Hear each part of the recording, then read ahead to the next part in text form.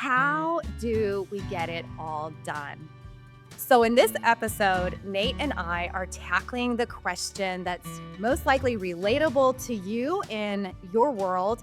How can a trainer or educator manage their time so they can meet organizational goals as well as our individual goals? That is the question, isn't it, Hannah? Sure is. Balancing the personal with the professional, and even maybe the personal professional with the organizational goals that we have. No matter if you're a trainer in the corporate world or if you're an educator in K through 12 or a college instructor, you got somebody to answer to that is going to want some things from you. And you also have your own priorities that you want to achieve professionally.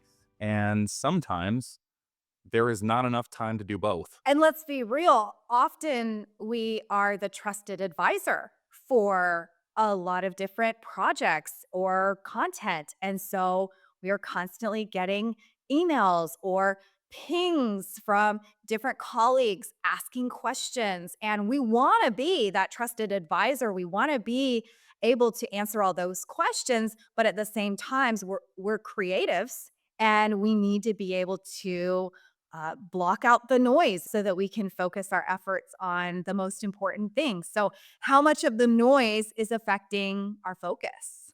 There's some techniques that I've used that can help us create the time that we need to attend to the things that need focus while not compromising on our ability to attend to the interruptions of the day. There's really two things that come to mind. So the first one is the things that I do that get in the way of time management and organization. We'll call it procrastination, but the other side of it is other people's priorities, somebody pinging you and there's a lot of different distractions and noise that can come in. And so it's those two things. Hannah, I happen to be a procrastinator myself. So I was wondering if we might be able to start there Let's do it. because, Yeah. I don't want to put it off to the last minute. There's no shame here. We are humans and we are having this conversation to continually develop ourselves as individuals and professionals. So I definitely can relate with the procrastination. How does that get in the way for you? And what are some of those strategies that you've put into place to help overcome those tendencies that a lot of us have on default? I'm glad you mentioned the shame. I think that that's one of the things that we just need to maybe get out of the way. If you hear procrastination, you never hear that used in a positive connotation, right? You're never like, that guy's a procrastinator. Yeah. Yes. So it does come with a lot of shame, and that's an extra layer of anxiety that is not needed. A couple of things that might be helpful. The first is that sometimes procrastination is your brain's way of telling you that you're not ready to actually act on that particular topic. Maybe you're not engaged with it, you're not just 100% bought in on it, or maybe you're just in a place where your brain just can't really wrap its head around what you need to do yet. Hannah, I don't know if you've had experiences with that where maybe it's somebody else's priority you're not excited about yet, or maybe it's just something you're not quite clear on yet. Have you ever had that happen to you? Yes, and I think our natural tendency is to delay. I'm thinking about a project that I was on, and I was always at the top of my to-do list, and I always found other things to do instead of that. And part of it was because I needed to ask more questions to get more clarity around it so that I could actually formulate a plan to get it done.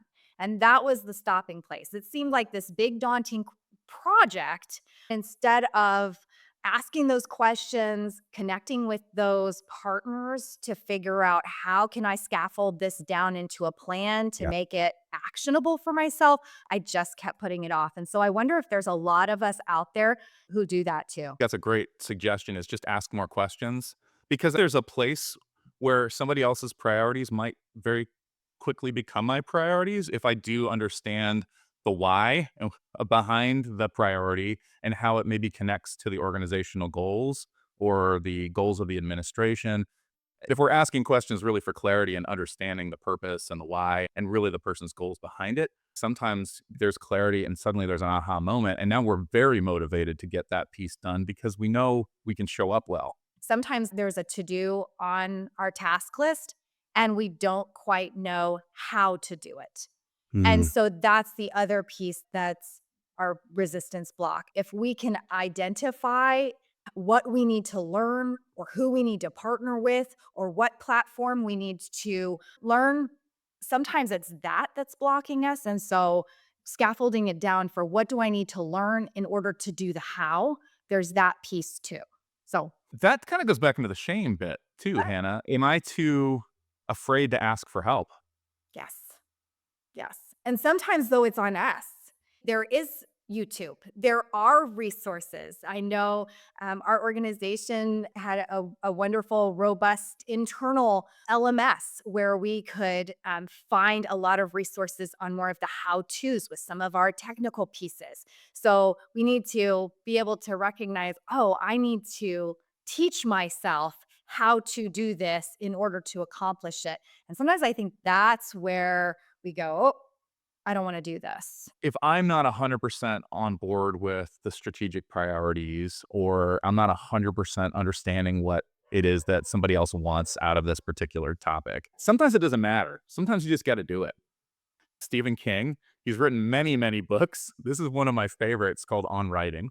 And he talks about just how he goes about his craft of writing. Every day, he sets aside a time, usually in the morning, for a few hours where he writes every day, whether he's inspired or not. And he also sets a goal for himself of a word count that he's going to get to. It's the muscle memory of sitting down and actually doing the work that allows him to then be creative when creativity strikes. And so sometimes it doesn't really matter if I want to do it or if I'm 100% bought in. Sometimes just start doing it, ask the questions along the way. And when you finally have that inspiration and you finally have that motivation, you'll already be halfway done with the project. And it's a lot easier to go back and just tweak it than it is to get started. Yeah, yeah. So there's another piece of it that might help take some of the shame out. Something happens in the brain when we just barely hit a deadline, the dopamine hit that you get for barely making it. That can be a place of motivation, especially for somebody who has dopamine deficiencies, especially if you happen to be neurodiverse. And when I say neurodiverse, that could be ADHD, it could be autism. And so if you find yourself in a place where you are a chronic procrastinator, it does not mean you're neurodiverse necessarily, but it might be one of those signals where you want to ask yourself, "Hey, is this because I need to be a chronic procrastinator because that's just how I operate best?" Because if that's the case, just plan for it. That's a great thought. I didn't ever consider that before. I personally am a chronic procrastinator. I know that about myself. I can tell you that the last 30 minutes before the end of the day are some of my most productive, especially if I know there's a hard stop because I'm like racing against that deadline and I know I can get this one more thing done. So, if you know that about yourself, there are things that you can do to create artificial deadlines for yourself where you know, I just need to not have meetings for the last 2 hours of the day because I know that it's the end of the day and I don't wanna stay at work forever, and so that's when I'm gonna get my most productive time in. Now, there's a difference between the person that's a procrastinator but gets it in on time every time, Mhm. and the person who has organizational chaos around them because they're always missing deadlines. Those are 2 different things. Sure. So, if you're the kind of person that's meeting the deadline but you just like to work at the last minute. Plan for it. Understand that about yourself and embrace it. But if you're the kind of person that's letting Hannah down because she really needs to have this project in and she can't get to her part because she's waiting on Nate who's 2 or 3 days behind because he's not getting to it. Like that's a different story. So like if it's affecting your relationships interpersonally or at work, yeah, figure that out. That's a really important piece to making sure that you're a good partner. I love that you brought that up because there are probably a lot in our audience who need to hear that. What are some examples of things that have gotten in your way? Competing priorities, requests that come out of the blue, questions from colleagues, questions that come and distract me. For me, a lot of it is the distraction element. If I could just sit at my computer, I would have pings and emails and it would fill up my whole day. So, finding a way to block that so that I can focus on projects as well as fielding all of the communication that I need to maintain and keep up with, that's been the big one. Yeah. So when I think about time management strategies that have helped and empower me when I have felt really overwhelmed with all the things that we need to get done, I think about prioritization and time blocking. So I'm going to start with prioritization, and I'd love to hear how you do it as well. But I have so much in my head that I need to get it out on paper, or it will stress me out and it'll really almost clutter my brain. So I'm not able to be completely present or fully creative. And so that sense of overwhelm is what leads to me being a procrastinator. What I do and it's really helped me is to create a list. And it's what I want to do and then what I have to do.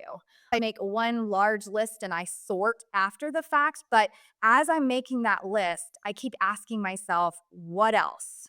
To Mm. just clean out my brain. What else do I need to do?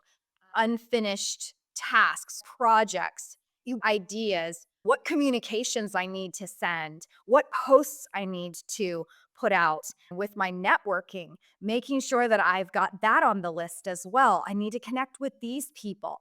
Just getting it all out of my head and onto paper has been really helpful to me.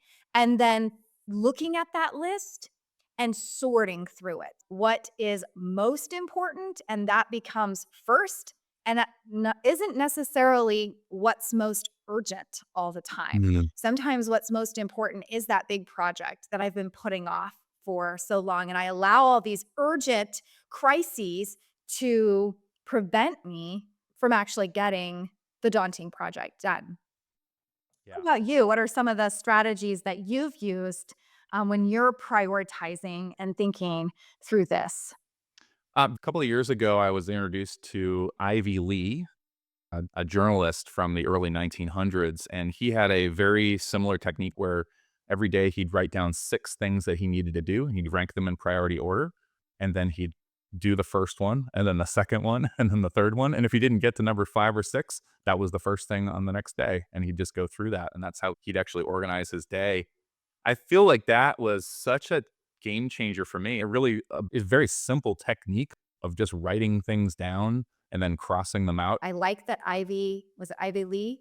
Ivy Lee. Oh, those 6 things, because even from the list, we can feel a sense of overwhelm. So I like his idea of limiting it to those 6 most important tasks. So yes, I decluttered my brain. I put everything out there, but I would highlight what the major, most important things were for either that next day or that next week.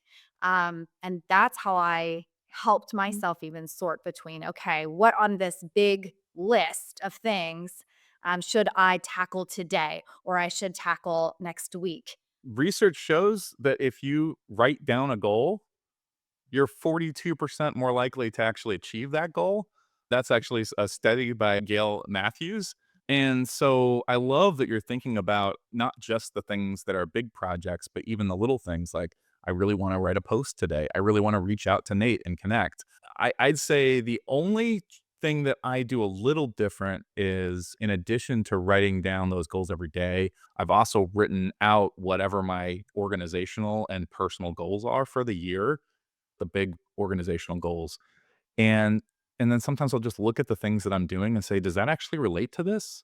Oftentimes in our departments, we have those business goals that are shared. And I really made a point of it either to take a screenshot or to have a copy of the deck from my department. And I would actually put that as top of my to do list. And similar to you, think through, okay, what about these major projects? How does this link back to what my departmental goals are? And I think even in just knowing that, we can speak to that, whether we're talking to our colleagues, our trainees, or even our managers and our skip levels. I think it's really helpful that we know we're being instrumental in the movement forward of the larger group in the smaller things that we're doing throughout the week. That's one of those ways that we can actually buy into the things that we're doing when we see that there is movement at that organizational level, even if they're not necessarily the things that I would have picked. I feel like this is what really helps set us up for success. because as trainers and educators, we're often with our students in training classes. We're also in a lot of meetings, staying up with all the changes in our processes, or in public school where we're constantly having updates on different initiatives and that. So, how do we plan for time to plan? And the only way that I've been able to do that is through time blocking. So, taking that list and putting it on my calendar literally. So, looking at those, whether it's those 6 items or whether, several items, giving myself a certain amount of time to actually getting these things done. So, I mentioned to you that I would even put on my list of things to do, schedule meeting with Nate. I would just keep a list of that. And then on Fridays, oftentimes I would just block 30 minutes and I would schedule all of my networking calls. And for those larger projects, if we have an hour set aside, that's when we can put our away message up and say, hey, this is what we're focusing on for this time. That's really helped me in being able to be creative and also hold myself accountable to actually get the thing done that I needed to get done. And what do we do when an urgent request comes in? Having that discernment, like if it's your boss or your skip level, you may need to drop what you're doing and shift. But oftentimes, those things can wait till the top of the hour or the bottom of the hour.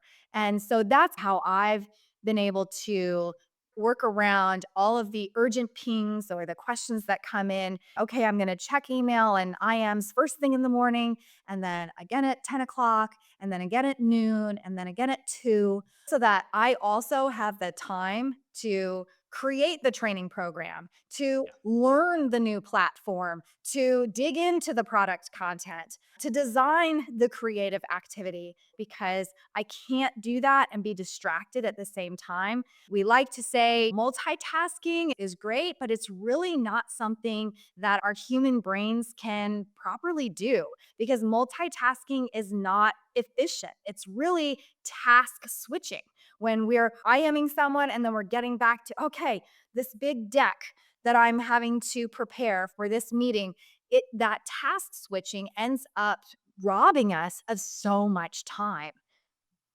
I'm glad you brought that up. There are a lot of modern distractions that can be very easily eliminated if we just put that do not disturb up. You can overdo, by the way.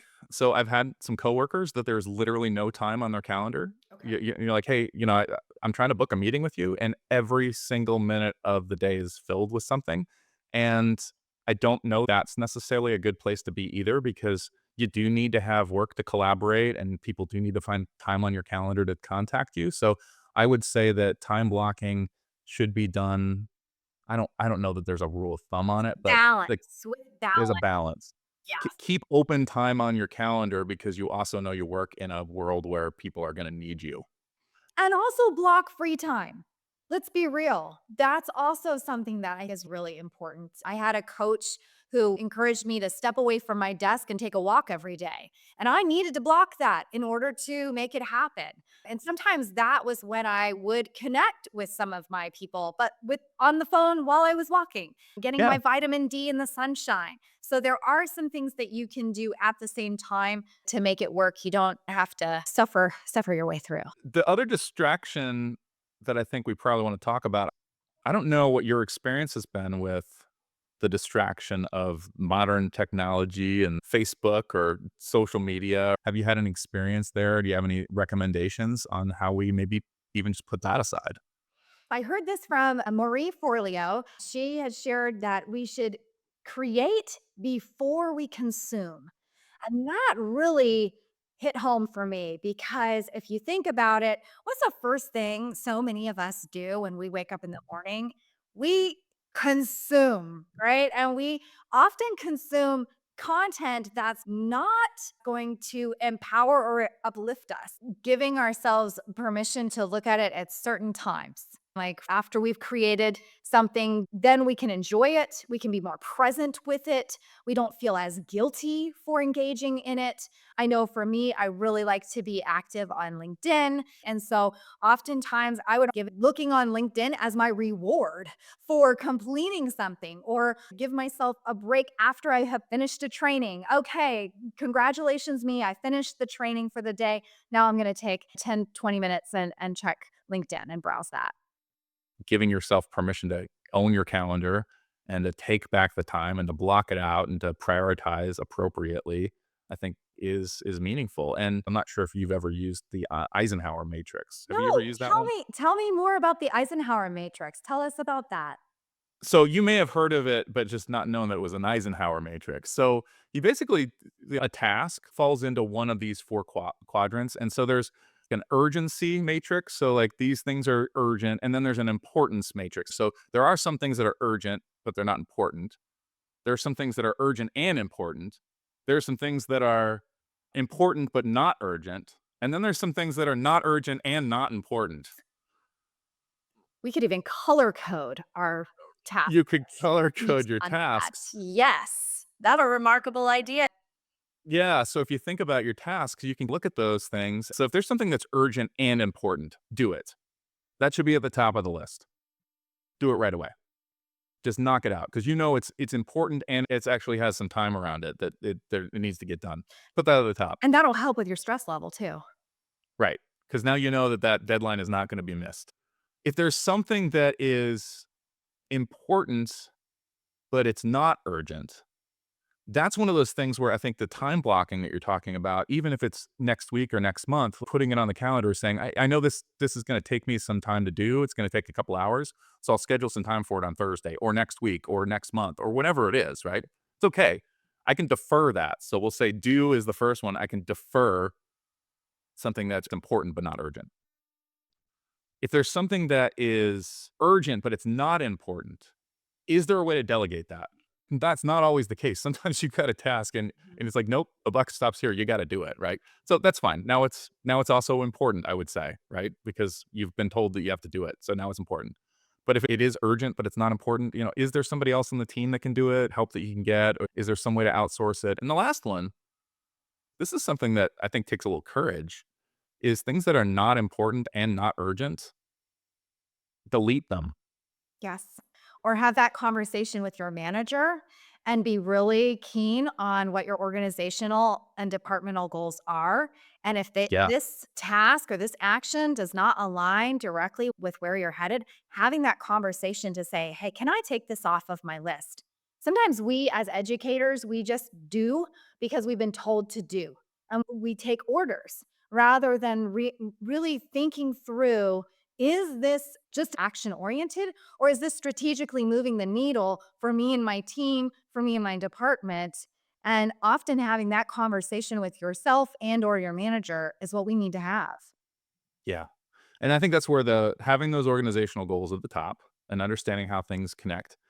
And then also having some courage even with yourself because there's some things that are important to me that aren't necessarily important to the organization. And that's sometimes hard to actually look at that and say, okay, just because I think it's something interesting and fun, like there's not really enough time in the day for me to do this. That might be something like either to defer because I am interested in it, so it's important to me, or it's something that it's not okay to do this right now. I got to delete it. And those are those conversations that we have to have both with our leaders and with ourselves and just say, one person doesn't get to call all the shots and it can't always be me. But on the other hand, sometimes the things that are important to me are important to the goals of the company. Yeah, we need to be realistic. And oftentimes that means we can't be superwoman or superman and get it all done. So, having those conversations about prioritization is what truly is important as educators because we get pulled in so many directions.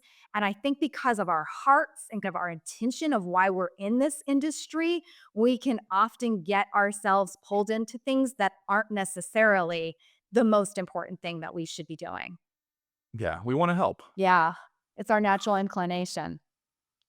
But in our attempts to help, are we actually helping and are really contributing value? and also not stressing us out. The burnout rates among educators are really high. And this is one of the things that we can do ourselves that favor of saying, there are so many hours in the day that I can attend to what I need to do. And so creating time blocks, creating prioritization lists, putting myself on do not disturb at certain times, and leaving time open for others to interact with me are really good ways that we can do service to ourselves and to the organizations we work with. So, for those of you listening or watching, share with us in the comments what resonated most with you. What is a strategy or a tip from today's conversation that you want to take back and implement into your daily professional or personal life to really help you with your own time management? Or do you have another strategy or tip that Nate and I didn't mention in our conversation that you'd like to add and share with our larger community of educators to really help us in moving forward and managing our time the best we can so we can deliver exceptional content, exceptional value to everyone we're working with?